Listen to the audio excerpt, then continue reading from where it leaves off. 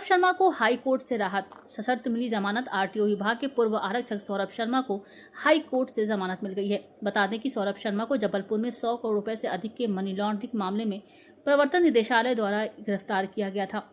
High court के न्यायमूर्ति अजय कुमार निरंकारी ने अपने आदेश में कहा कि प्रवर्तन निदेशालय जांच पूरी कर न्यायालय के समक्ष चालान प्रस्तुत कर चुका है। न्यायालय द्वारा आरोप भी तय किए जा चुके हैं। आरोपी पिछले 16 माह से न्यायिक हिरासत में है और ट्रायल कोर्ट में सुनवाई पूरी होने में अभी समय लगने की संभावना है। इसी आधार पर एकल पीठ ने आरोपी को जमानत का लाभ प्रदान किया। जमानत आवेदन में कहा गया कि वह मध्य प्रदेश परिवहन विभाग में आरक्षक के पद पर पदस्थ था और स्वैच्छिक सेवानिवृत्ति ले चुका था। उस पर आरोप है कि उसने परिवार के सदस्यों, सहयोगियों और अन्य संबंधित संस्थाओं के नाम पर चल एवं अचल संपत्तियां, निवेश और वित्तीय लेन देन किए। सार्वजनिक सेवा के दौरान उसने अपनी ज्ञात आय के स्रोतों से अधिक संपत्ति अर्जित की थी। लोकायुक्त द्वारा 19 दिसंबर 2024 को की गई कार्रवाई के दौरान आवेदक के विभिन्न परिसरों से नकदी, सोने के आभूषण और अन्य कीमती सामान बरामद किए गए थे। इसके अलावा उसी दिन आयकर विभाग ने सह-आरोपी चेतन सिंह गौर के नाम से पंजीकृत एक वाहन से नकदी और सोने की ईंट बरामद की थी, जिसका उपयोग वर्तमान आवेदक कर रहा था।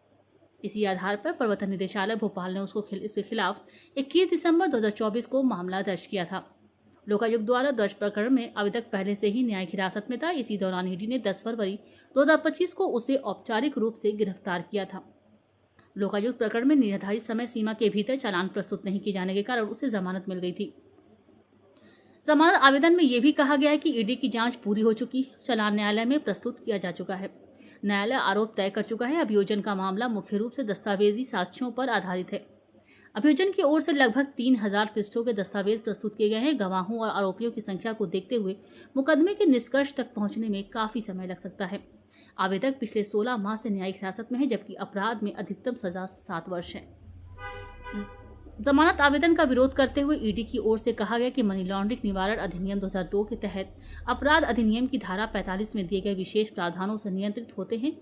ऐसे मामलों में जमानत पर विचार करते समय अदालत को सामान्य सिद्धांतों के साथ साथ धारा 45 में निहित वैधानिक प्रतिबंधों का भी पालन करना होता है। आर्थिक अपराधों को अलग श्रेणी का गंभीर अपराध माना जाता है, विशेषकर तब जब उनमें गहरी साजिश, सार्वजनिक धन का बड़े पैमाने पर दुरुपयोग या देश की अर्थव्यवस्था पर दूरगामी प्रभाव शामिल हो। ईडी ने यह भी आशंका जताई कि आरोपी को जमानत मिलने पर वो गवाहों को प्रभावित कर सकता है, साक्ष्यों से छेड़छाड़ कर सकता है या न्यायिक प्रक्रिया में बाधा डालने का प्रयास कर सकता है। साथ ही अपराध से अर्जित संपत्तियों को छिपाने, स्थानांतरित करने या ठिकाने लगाने की भी संभावना है।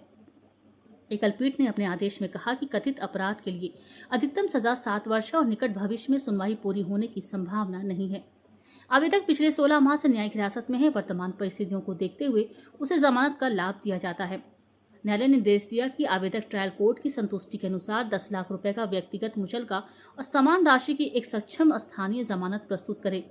इसके साथ ही एकल पीठ ने आरोपी को सशर्त जमानत प्रदान कर दी।